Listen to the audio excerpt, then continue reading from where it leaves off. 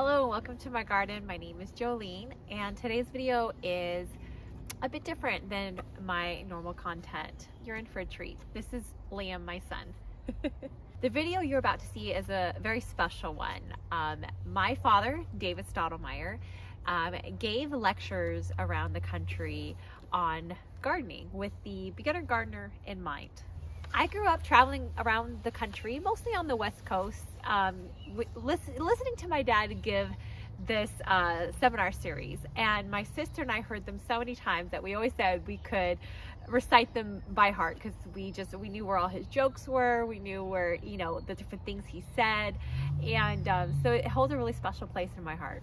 Finally, after many years of him giving these lectures, he put these lectures into a 5-part DVD series, and that's what you're watching today, one part of the series. Sadly, my dad passed to his rest in 2013 after a 4-year battle with thyroid cancer. To honor his legacy, our family has decided to release this 5-part DVD series onto YouTube for anyone to access and glean from his knowledge. If you would like to own this 5-part DVD series, then email me in the description down below. I have my email address down there, and we'd be happy to mail you one for the price of $24.99, which includes the shipping and the cost of the DVD. We hope you're blessed by this seminar.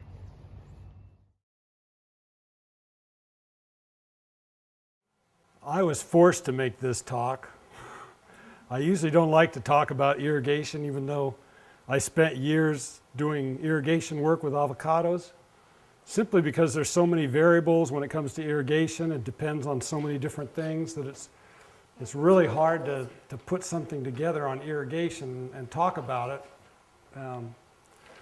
But they asked me, the last time I gave a talk at a church, they asked me to talk on irrigation, so I went ahead and put it together. And then when they were asking me to do this, Phyllis said, yeah, do irrigation. So you get to hear my least favorite talk.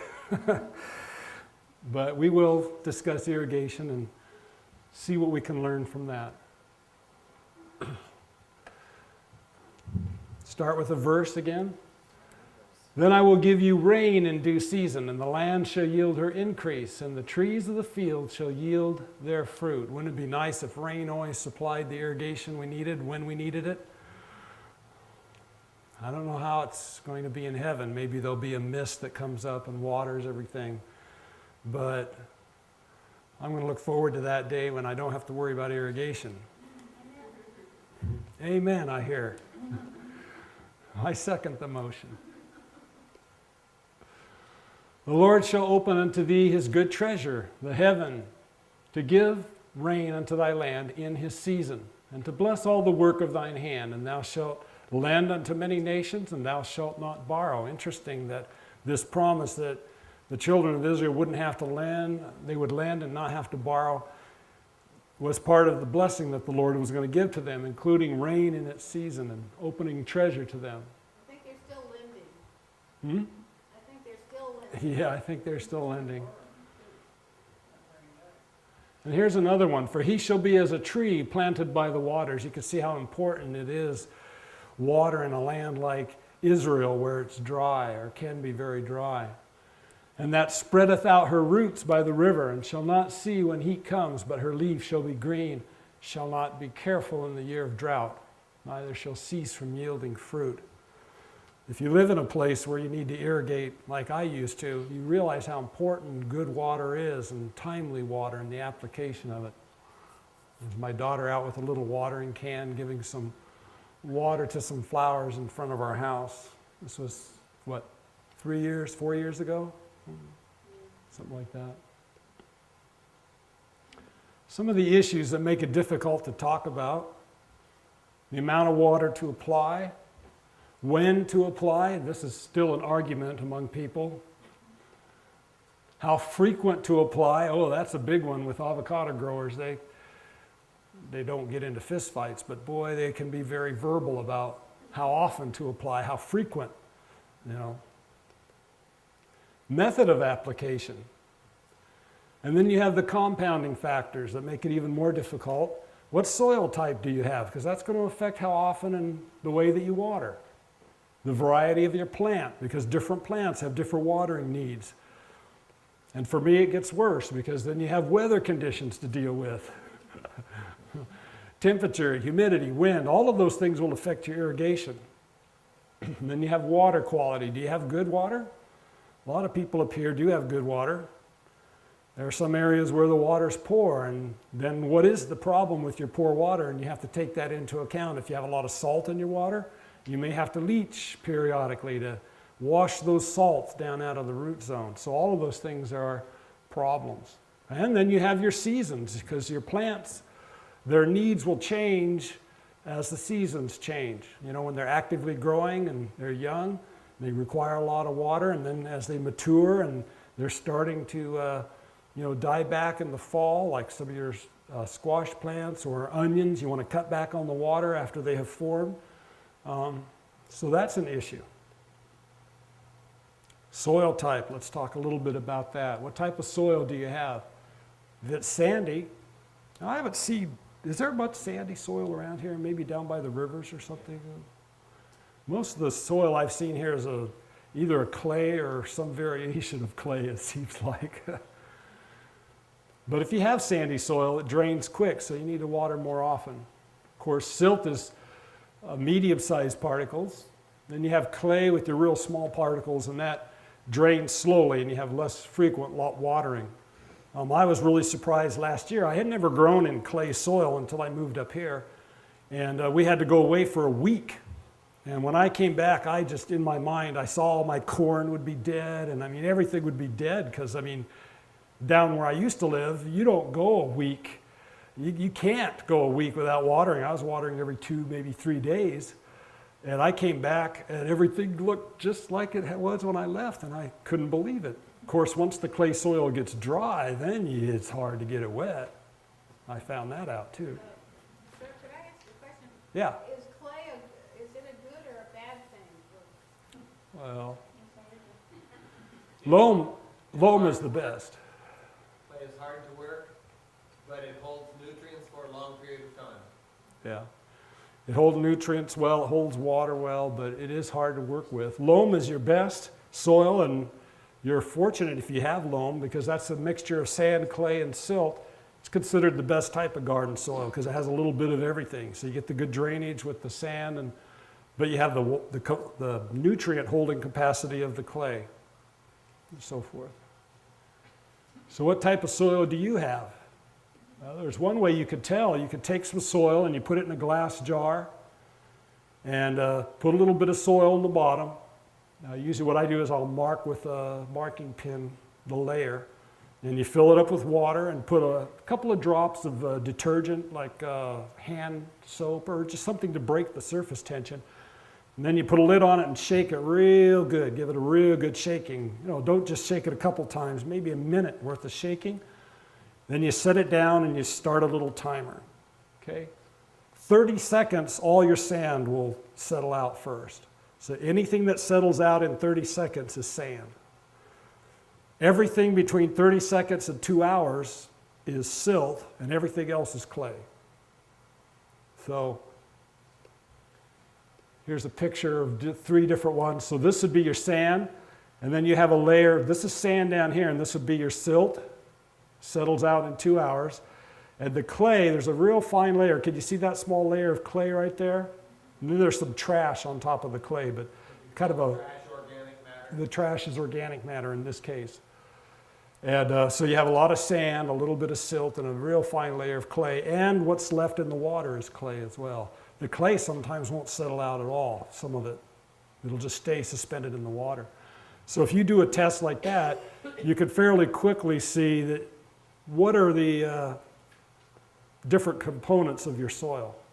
And that's a simple test. All you need is a jar and some water and a little bit of detergent. If it was 80% clay, you wouldn't have it all dissolved yet in 1 minute of shaking. No, that's why you have to shake it and shake it until it's all dissolved as best as possible. And you don't put a lot of this in the bottom of the jar. I had one person that tried to fill the jar almost all the way up with soil and then tried to do this. You just put some in the bottom. How long did you say to shake it? Well, I usually I usually shake it for a good minute, give it a good vigorous shaking for a minute. But like Charlie was saying, if it's clay, you may have to shake it even longer to get it broken up. And you might want to break it up beforehand and put it in there already broken up to some extent. Variety of plant will make a difference on your irrigation. Rapidly growing plants require more water, like your squash, melons, things like that. They require a lot of water. Slow growing plants, herbs do better with less water. So that's something you have to deal with. And what's the original source of your plant? Are your plants from the desert? From the tropics? By the way, sometimes if you overwater tomatoes, have you noticed they'll grow real vigorous, but they won't fruit? That could be a problem. Part of the reason for that is the tomato is native to the tropics.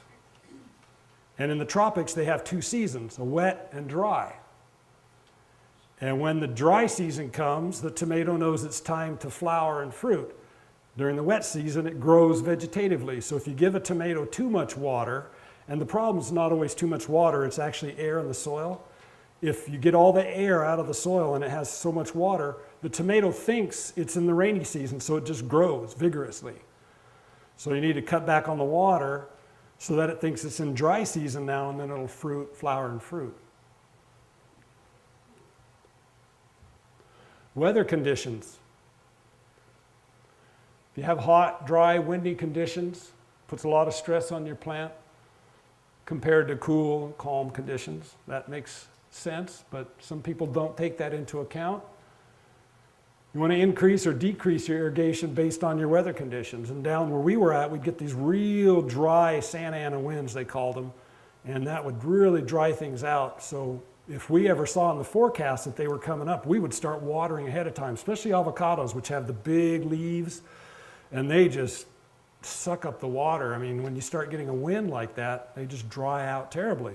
So if we saw that there were Santa Anas coming up, we'd start pouring on the water ahead of time. Get it into the soil and into the plant so that they could make it through without a problem. Water quality, that's not much of a problem up here, is that right? Yeah, good. You have good water up here for the most part. You may not have enough in some instances, but you have good water when you can get it, right? See, down where we were at, we would have a lot of the water is Colorado River water, and it's all salty. So it already starts high in salt. And so that was an issue where we were at. Best water is pure rainwater if you can get it at the right time. Usually the problem, if the water is not good, is a salt problem. Now, a lot of times if you live in a city, they'll have an analysis that you can actually get. Once a year, they'll send out to the different people, or you can call them up and ask them, I want to report on your water quality. Because a lot of cities, they have to live up to certain federal standards, and they have to publish water tests that they've done. And you can call them up and get that if you live in a city. Now, some states will test well water and tell you what's in the well water. I don't know if Idaho does that or not. And then you have surface water, like runoff and stuff might be an issue if you're dealing with surface water. Now, if you have problem water, the way to deal with it most often is to just do a leaching irrigation, we call it.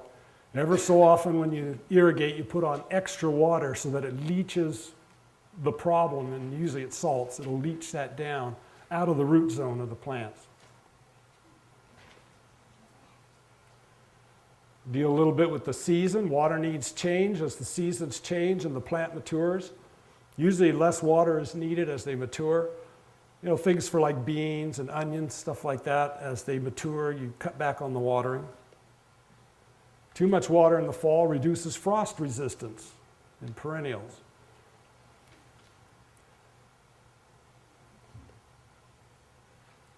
Now, how much do you apply? And that's the question. If you're going to be irrigating, here's another rule of thumb. Do you like rules of thumb? They don't always work, but it's nice to know them. Mature plants need 1 to 2 inches of water per week in the summer.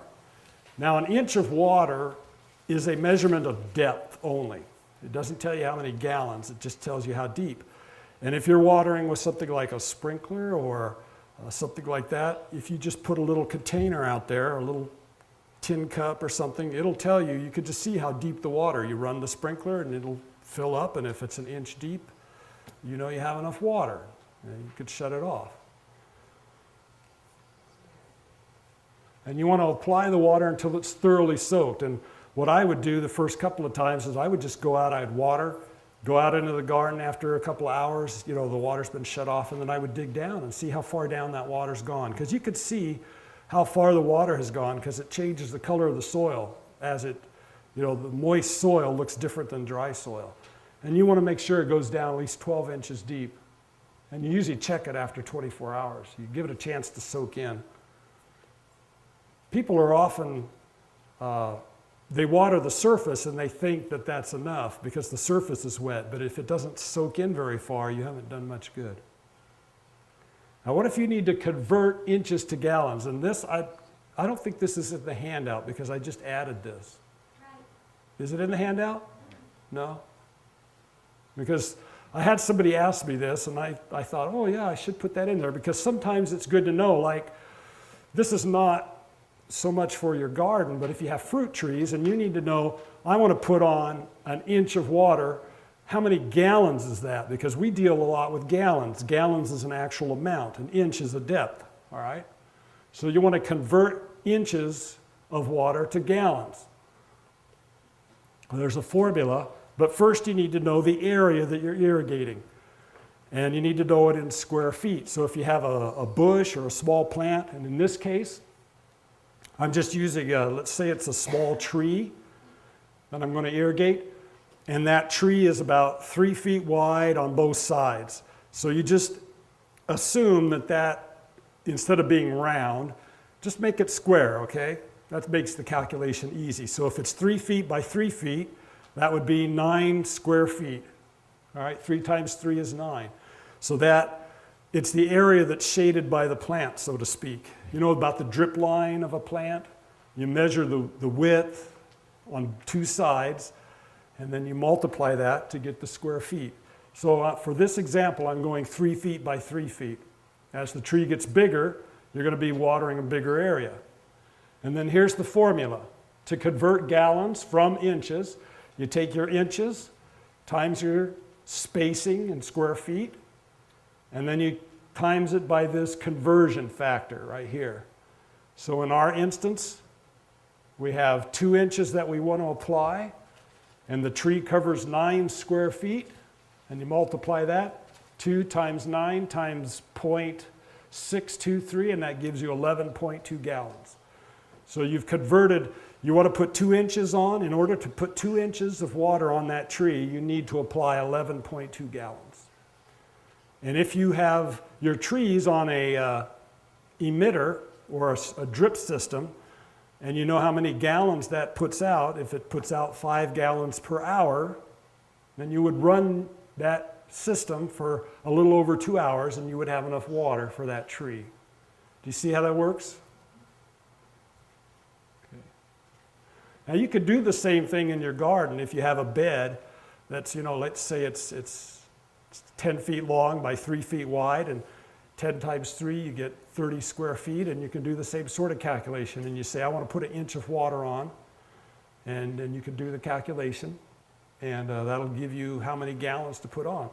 And there are, this controller works by time, but they do make little controllers that work by gallons too. So if you know how many gallons your system needs to run, you could dial in the gallons and it'll run until that number of gallons has gone through. It's called a Burmad valve. And it'll run for that many gallons and then it'll shut off automatically.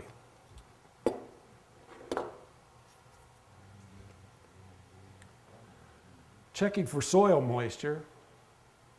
Most garden plants need moisture in the top 12 inches of the soil. To check, again, you dig down 12 inches. I've mentioned this before. You want to water if the top 6 inches is dry. Put on some water. Wait a few hours and check again. Again, this tells you how deep the water's gone. I worked at a school farm, and the irrigator, who was the farm manager at that time, he'd go out and he'd grab a handful of soil and, you know, squeeze it and break it with his thumb, and if it stayed together real good.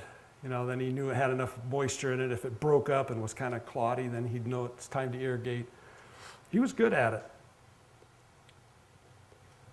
Now there are little meters if you want to use them.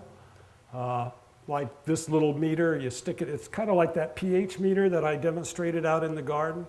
This one does for soil moisture. You just put it in the soil and it'll tell you what the moisture level is in the soil. You could also use a tensiometer. A tensiometer is it looks like this. I have an old one here. And this is an old, it's broken now. I used it and broke it, but what it has is a porous clay tip on it, and you fill it up with water, and it has a vacuum gauge at the top. You put the water in here at the top, and fill it all the way up, and it has a rubber stopper at the top. So when you screw this back down, it makes a seal, a tight seal. And then what happens is as the soil dries, it draws moisture through this porous clay tip, and it creates a vacuum that you can read on this gauge. All right? Real clever little way of telling soil moisture. And you can get these at different depths. And not only that, but if you don't want to take the time to go out and read the gauge, you can have them hooked up to a transducer, they call it, and it'll turn things on and off for you. So it'll automatically turn water on, and then when it gets wet, it turns it off. They use these at the golf courses and stuff.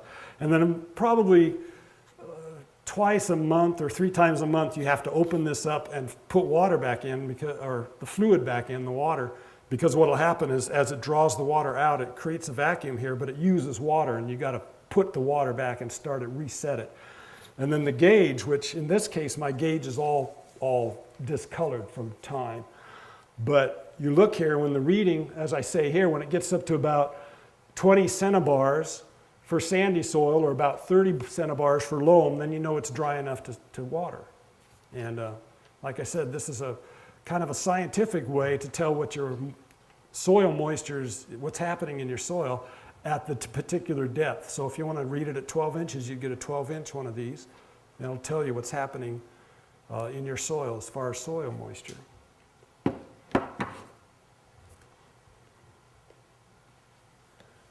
So when do you water? Yeah, when you can. Evening and early morning are best times to water because less water is lost to evaporation. On diseased plants in the morning, so the plant leaves will dry overnight. What type of plants are we talking about there? Tomatoes don't like their leaves wet ever. Yeah, roses. So if you have tomatoes and you do have to water them with an overhead or with a sprinkler system, do it early in the morning and give them a chance to dry out completely before the night comes. That way you're avoiding disease problems. Same thing with roses or anything like. I wouldn't sprinkle roses, but you might have to in some cases. And how frequent do you apply? Most plants prefer a slight drying period between irrigation. This encourages deeper rooting. Water once or twice a week. Now they set up with avocados, this was a big argument. I mentioned this earlier. A lot of people were arguing, well, how often do we water? Do we water once a day, once a week, or do we water 2 or 3 times a week? And boy, they were going back and forth. And so they all got together and decided to fund a research project, and that actually is what I initially started working on when I started working with avocados, this big research project. And what we discovered, interesting enough, was that the trees that were watered every single day did not do as well as the ones that were watered every other day. Let them dry out a little bit in between irrigation. And the ones that were watered every other day did better than the ones that were watered once a week. The ones that were watered once a week, that was too long a gap in the soil that they were in. The trees were drying out too much. So once a day was too much, once a week was too little, and about every other day was just about right for the avocado down in California. So in case up here in Idaho, you probably would want to experiment a little with how often with your clay soil, you probably don't have to water that often. But let your plants, give them a good soaking, let them dry out some before you irrigate again. Now here I wrote down some gardeners recommend small daily irrigation so the plant never suffers. Hey, we have another one here. Somebody had a dot there. Back here. I like that. So what are the watering methods? You could use hand watering. I had a picture of my daughter earlier. There she is watering with a little hand. I actually use a hand watering system for my little plants that I start in pots and things like that. So, I mean, there's a place for hand watering. You can also use sprinklers. There are a lot of different types of sprinklers. The wigwag, I use that sometimes in my garden. Soaker hose. This is popular in some places. Do any people around here use soaker hose? Okay, we got some soaker hose people. And down south, they use that with strawberries. They'll put that underneath the, they'll plant the strawberries, put down a soaker hose, and then they'll put the tarp, the plastic on top. And so the soaker hose is underneath the plastic. They use the regular plastic that the water can't go through. Soaker hose, how long do they last with your good water up here? Before they get plugged up? 3 years? Sometimes you can run an acid through them if the problem is calcium buildup. But drip irrigation, this was developed by the Israelis because Israel is an area that, they have a lot of problems with water. They still do. I went over and visited Israel. The Lord opened up a door for me to go visit the avocado industry in Israel right when they were having peace, before the recent problems broke. Well, not recent now, but it was right before all the problems broke out between the Palestinians and the Israelis. They had a little period of peaceful relations, and I happened to go over during that time. And they do a lot with drip irrigation over there because water is such a precious thing, and they have so little of it over there. Here's a little emitter, drip type emitter. Flood and furrow irrigation, basin irrigation, this is another type. And again, the picture of this is a siphon system and flooding your crops. This uses a lot of water, but it is effective. If you have a lot of water, it's a good way of watering your crops. Now, there are a lot of different timers. They work best with your drip, soaker hose, or sprinkler system again. This one that I'm holding up here uses no electricity. It's just a dial type, and you just dial in the number of hours you want it to run. It goes all the way from just turning it on, and it stays on. And then you can go to 3 hours, 2.5, 2, 1.5, and so forth. And it'll automatically shut off when it's run that length of time. Like I said, they also have the same type that you can dial in the number of gallons, and it'll shut off after the gallons has run. That's a different type. It's a Burmad valve, they call it. Then they have controllers that work with a little battery, a radio battery, and they have them digital and dial. This is a dial type. You just dial in what you want it to do. And, I guess I still have a battery in here. It's flashing. But it'll turn on and water automatically. You could set it for every other day and set it for a certain amount of time and so forth. And these are real nice because you just screw them onto your water source.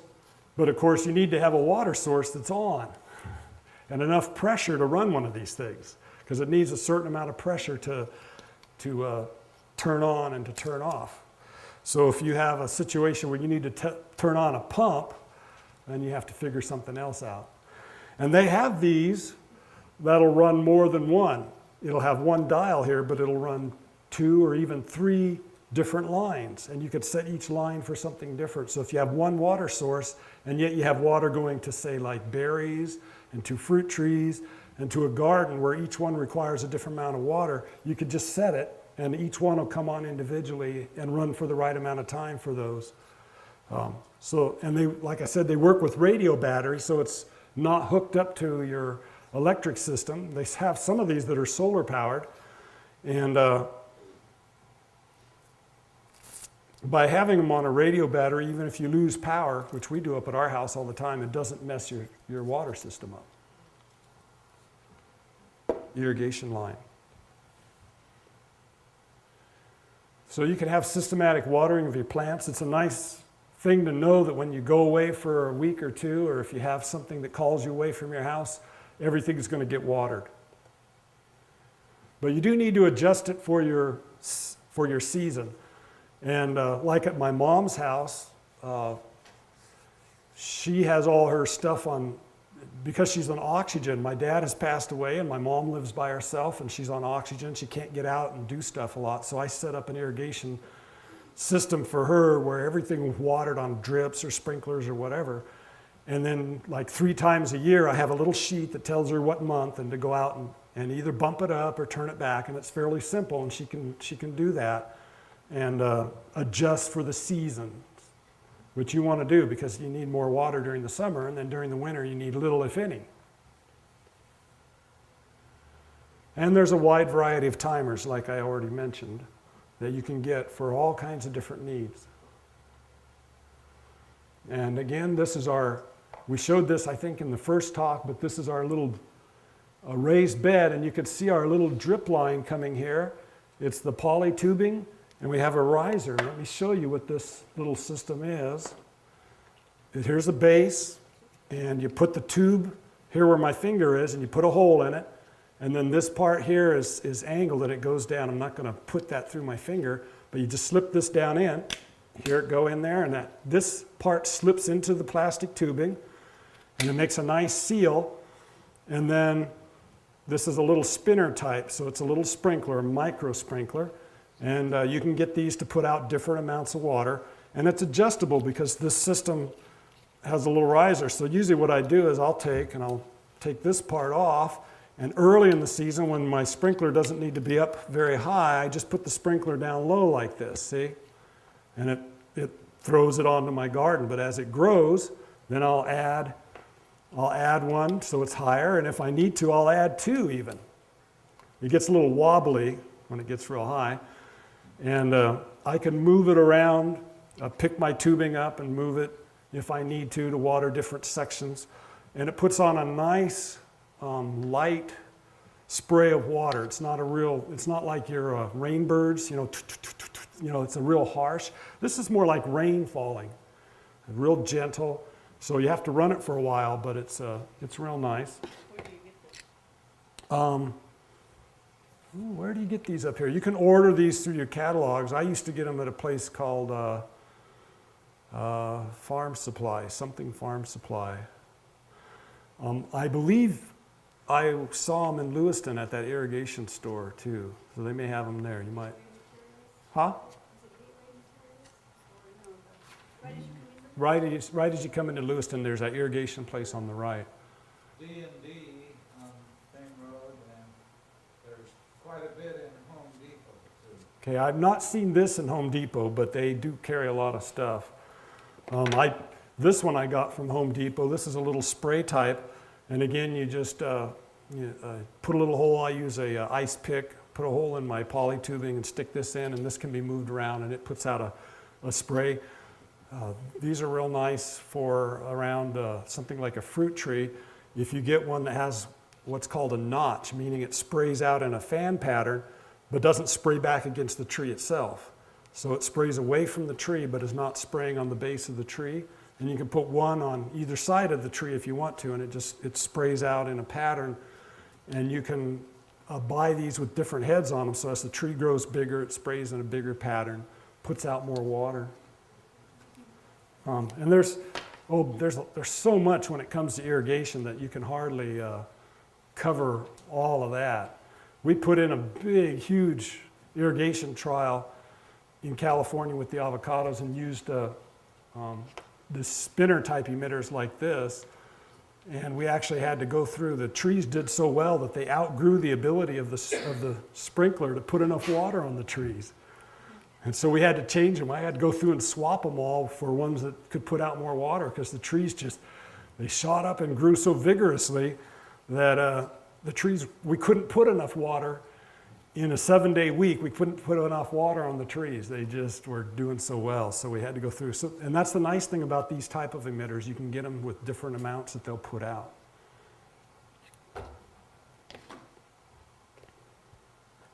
And that's the end of my irrigation talk. Do we have any questions about irrigation? Okay. Why do you prefer the spray over the drip system?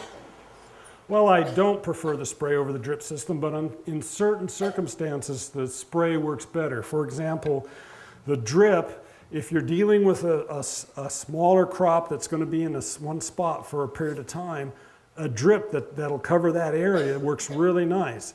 But if you're dealing with a plant that gets fairly large and its roots extend like fruit trees, I prefer to have something that sprays over that whole area rather than individual drips. Now, the Israelis, what they do is they have individual drips and they'll put a whole bunch of them and then they move them, because what will happen is the tree will put all its roots right where the emitter is. And then there'll be an area where it's dry in between the emitters. So the Israelis will put individual emitters because they do use less water than something like this. You still get evaporation with a system like this.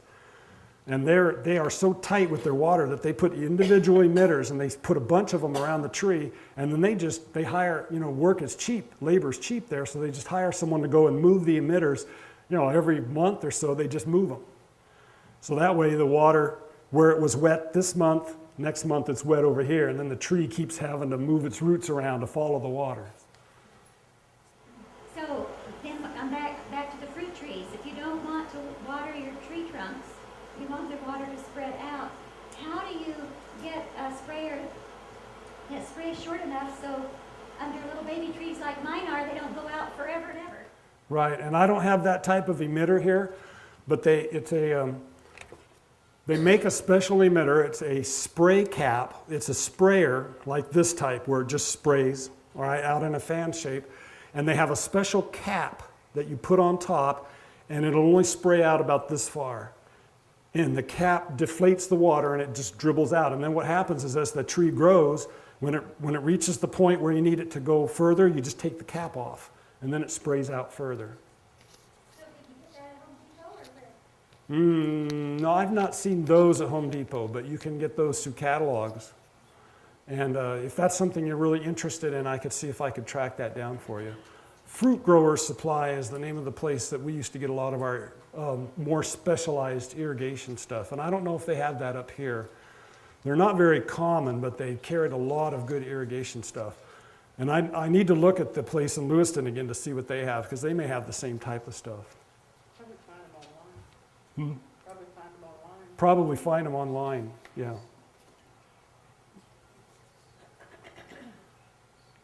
Any more questions on that, on irrigation? Do you ever do any of the fertilizing through your system? Well, I've not at home. Mainly I do organic, and there are some organic soluble fertilizers you can put through irrigation system, but I've never done that. Now, I've done that with avocado orchards where we do fertigation, they call it, and it uses a little tube and you make a solution and it'll draw it. Every time it irrigates, it draws a little bit of fertilizer and puts it on the trees.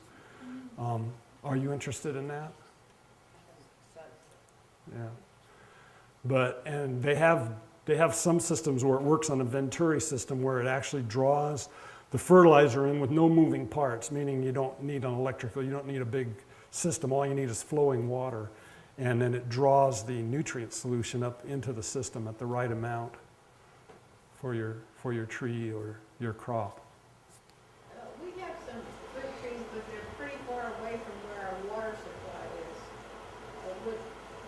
Would you just need to get a hose to go out there to where the tree is, or is there some special water thing you can put on the tree? Well, the polytubing is not terribly expensive. I probably would, I don't know what your situation is, but you can run polytubing and it can carry quite a capacity. I don't know how big your orchard is, but one thing with the polytubing you should be aware of is certain animals like coyotes, especially the pups, tend to want to chew on the polytubing, and they'll mess it up terrible. When they get a little older, they won't. And so if you can cover it just with a little bit of leaf litter or even a little bit of soil so they can't see it, then you won't have a problem with that if you have coyotes in your area.